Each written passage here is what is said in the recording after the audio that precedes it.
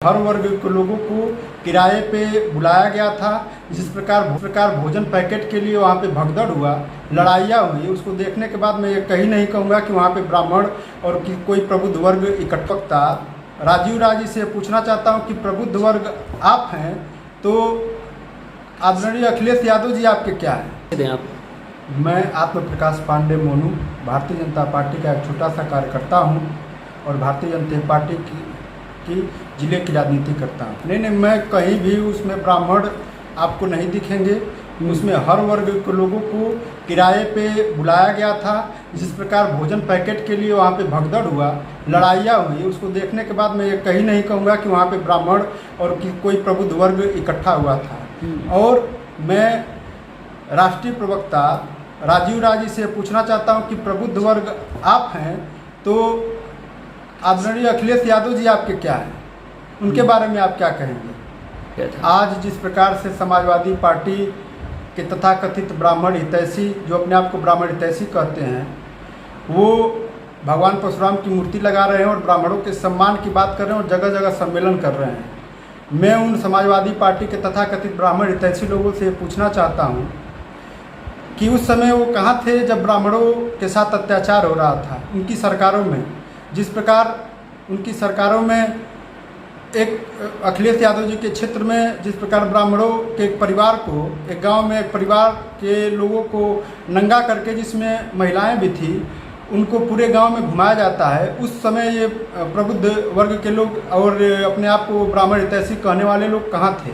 मैं उनसे पूछना चाहता हूँ। और जिस प्रकार से ब्राह्मण को बरगलाने के लिए ये लोग भगवान परशुराम की मूर्ति लगा रहे हैं और ब्राह्मणों का सम्मेलन कर रहे हैं, तो मैं इन लोग आपके माध्यम से अखिलेश यादव जी से पूछना चाहता हूं कि क्या यह एक राजनीतिक षड्यंत्र है या तो आपको अपने सरकार में जो ब्राह्मणों का उत्पीड़न हुआ है उसके प्रायश्चित के लिए काम किया जा रहा है? एकदम छलने का काम कर रहे हैं। जिस समाजवादी पार्टी के मुखिया मुलायम सिंह यादव जी कहते हैं कि महिलाओं के प्रति उनका सम्मान है, वो खुले मन से कहते हैं कि लड़के हैं, गलती हो जाती है। जो समाजवादी पार्टी का मुखिया अगर महिलाओं का सम्मान नहीं कर सकता, वो ब्राह्मणों का सम्मान क्या करेगा?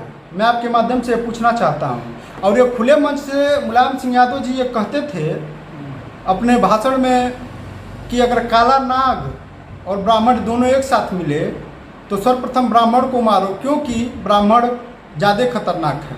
वो दौर भी हम लोगों ने देखा है। ये छलने का काम पूरी तरीके से समाजवादी पार्टी के लोग प्रबुद्ध और ब्राह्मण सम्मेलन करके कर रहे हैं। प्रबुद्ध समाज के सम्मेलन में आए मंचासीन ब्राह्मणों के बारे में क्या कहेंगे?